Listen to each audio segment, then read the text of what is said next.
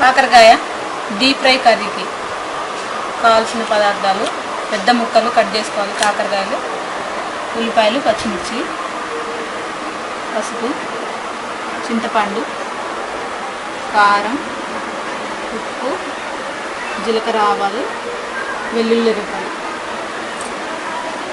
కరివేపాకు, కొత్తిమీర.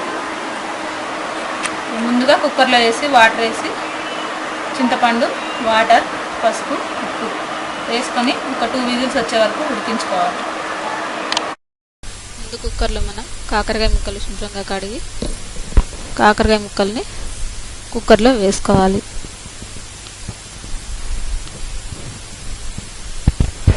నెక్స్ట్ చింతపండు కొద్దిగా నానబెట్టేసి వేసుకోవాలి. ఒక నిమ్మకాయ అంతా. కొద్దిగా వాటర్ వేయండి. తర్వాత కొద్దిగా పసుపు,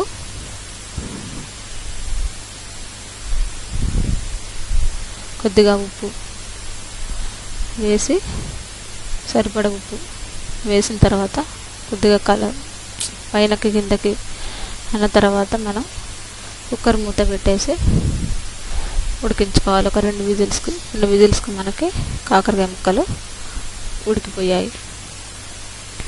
ఉడికిన వాటిని ఒక ప్లేట్లోకి తీసుకొని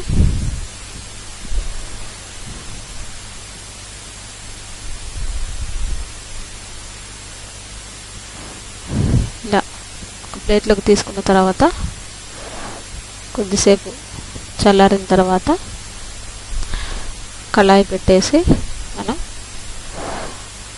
డీప్ ఫ్రైకి సరిపడా ఆయిల్ వేసుకోవాలి.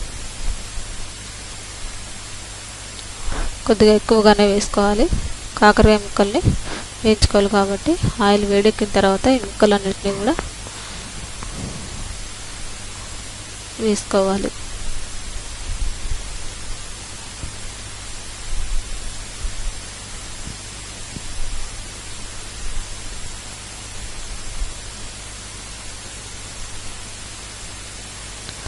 ఫ్రై అవ్వాలి దోరగా, మరీ మాడకూడదు, మరి పచ్చిగా కూడా ఉండకుండా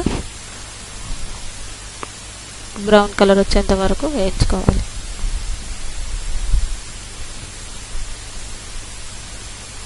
మాడకుండా కలుపుకుంటూ ఉండాలి. ఇవి వేగిన తర్వాత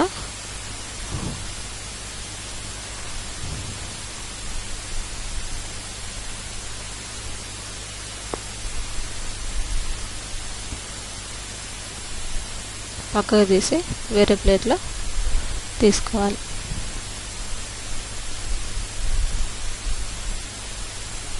కాకరకాయ ముక్కలు దోరగా వేగిన తర్వాత వేరే ప్లేట్లోకి తీసుకోవాలి.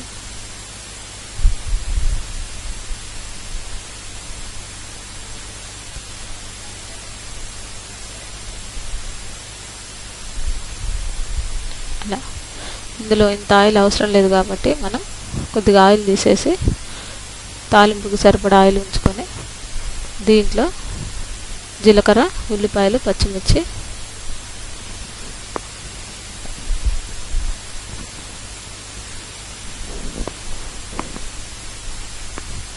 వేసుకోవాలి.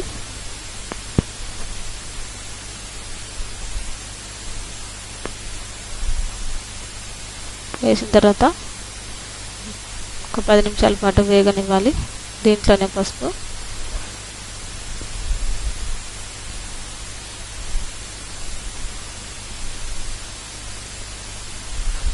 కరివేపాకు,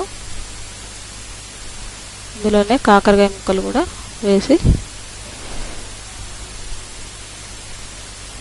కొద్దిగా కారం, సరిపడ కారం వేసుకోవాలి.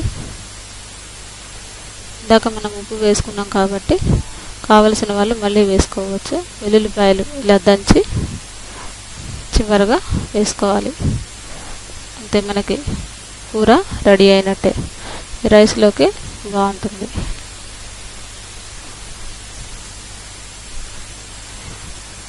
మంచిగా బాగా కలిపితే మనకి ఉప్పు, కారం అన్నీ కూడా బాగా ముక్కలకి పడుతుంది.